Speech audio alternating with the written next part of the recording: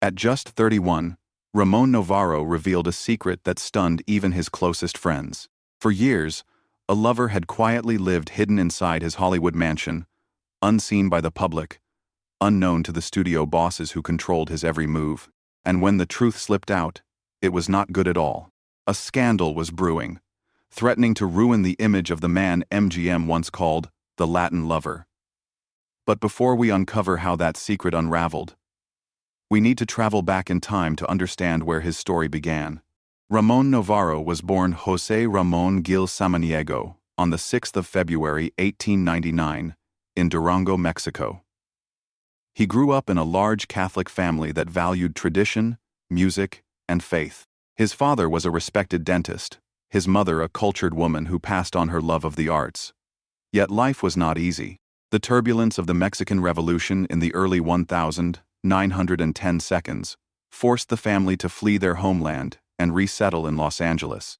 That sudden exile left deep scars and an early understanding of how fragile security could be. Southern California, in the 1910 seconds, was a land of contradictions.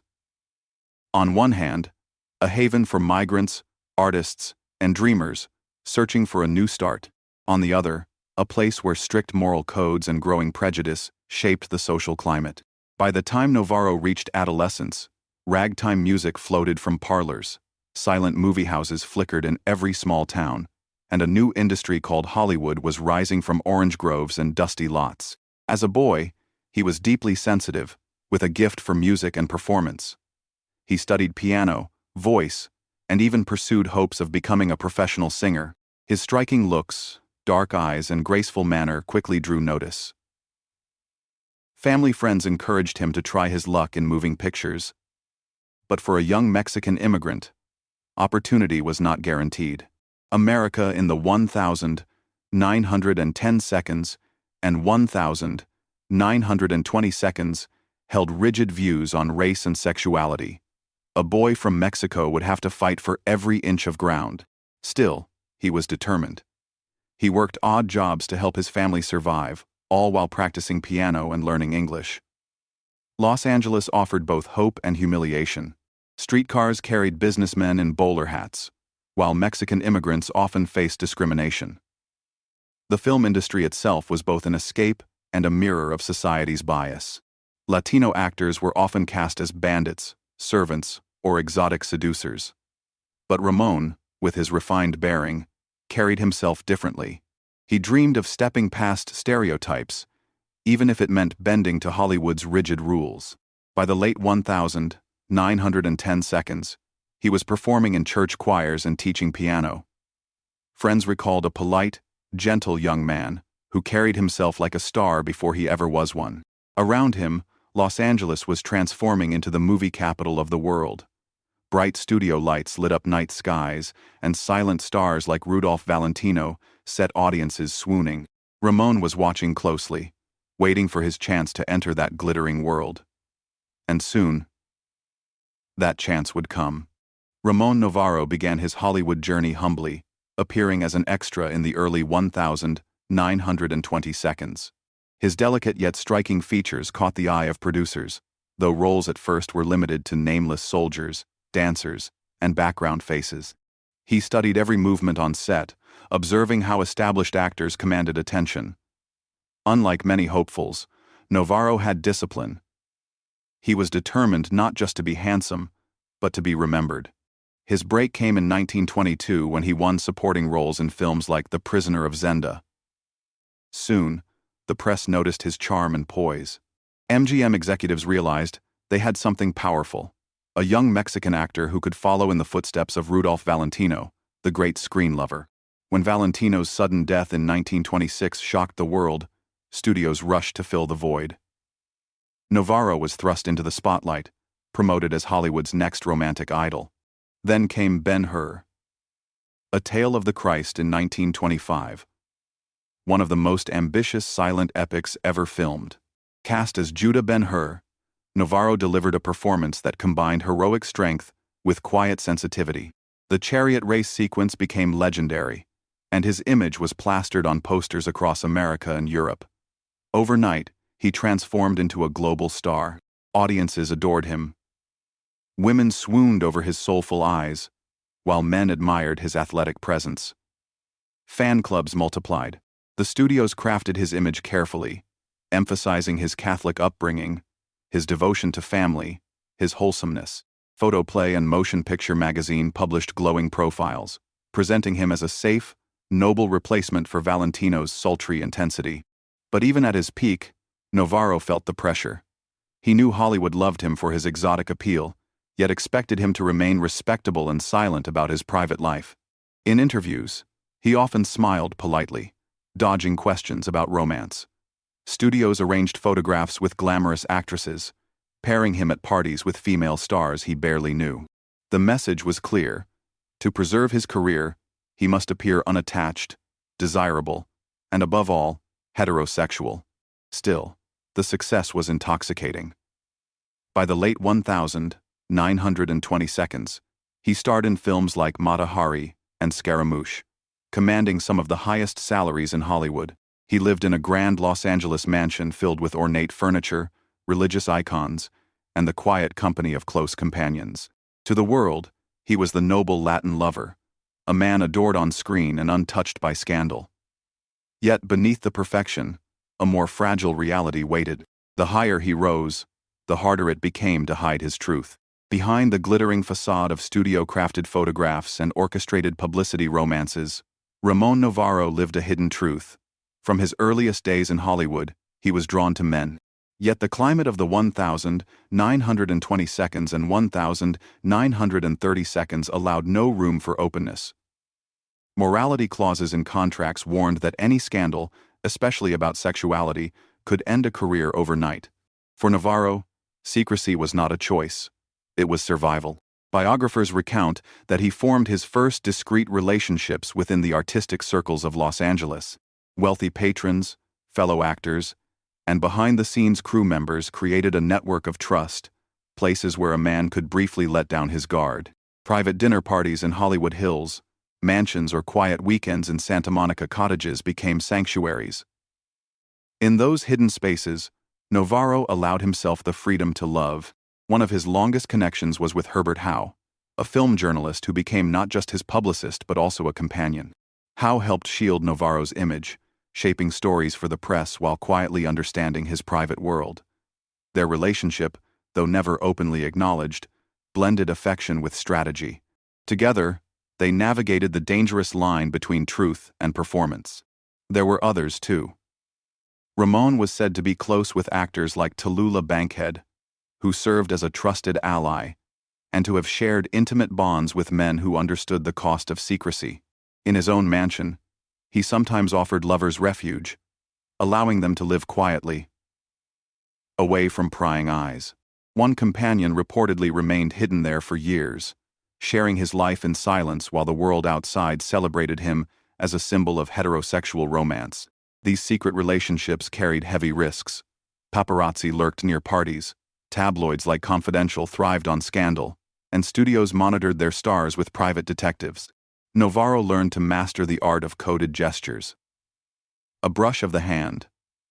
A glance held too long. A whispered promise arranged through intermediaries.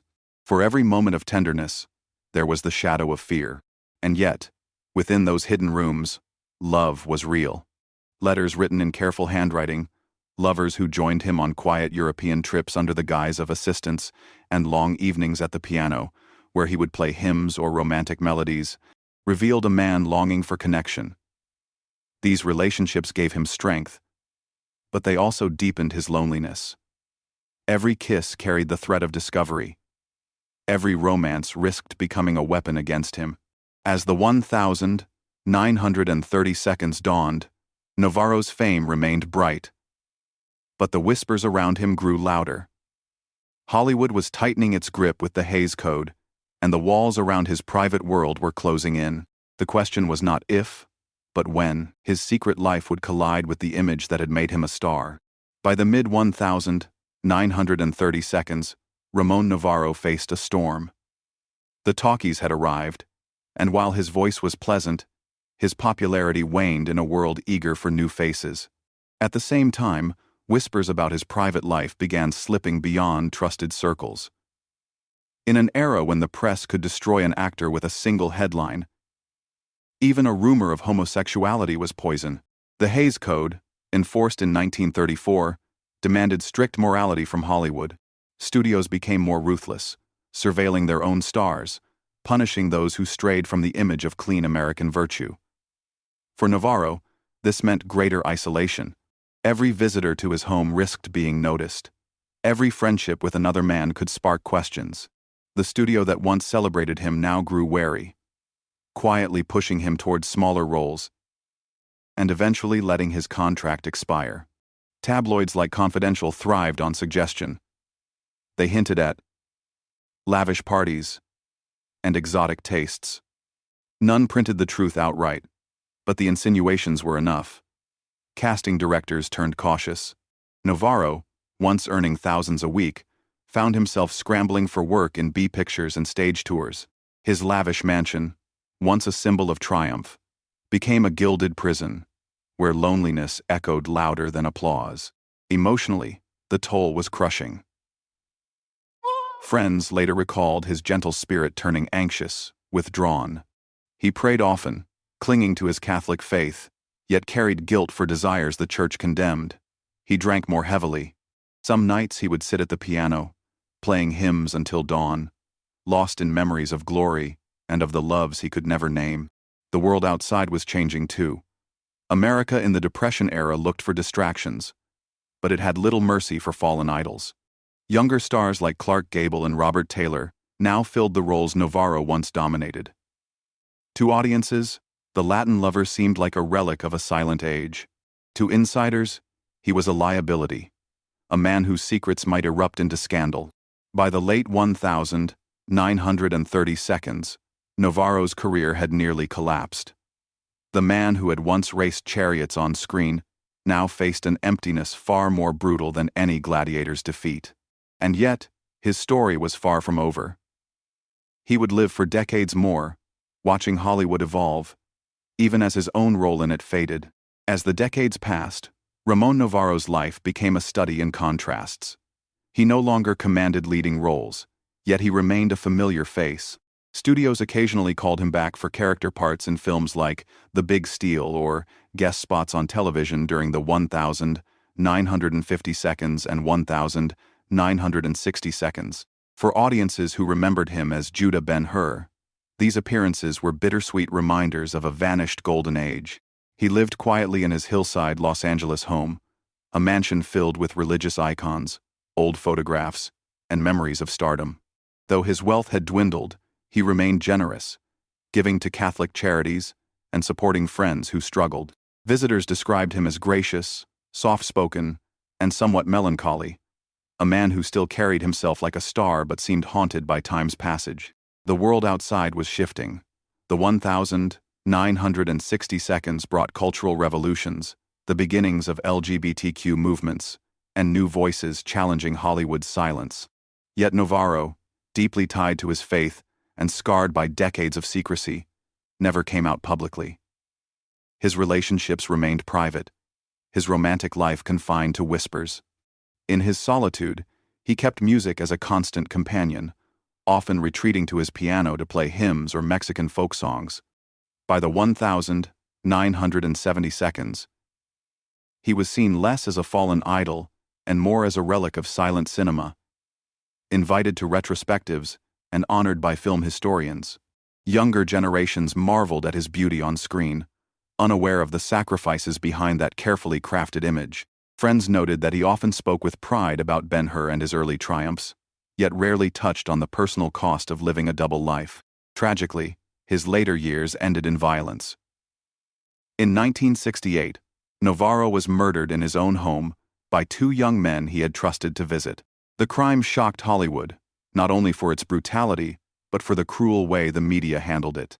Instead of remembering his artistry, many headlines reduced him to a scandal, focusing on his sexuality rather than his legacy. It was a final indignity, a reminder of how unforgiving the world could be to men forced to hide their truth.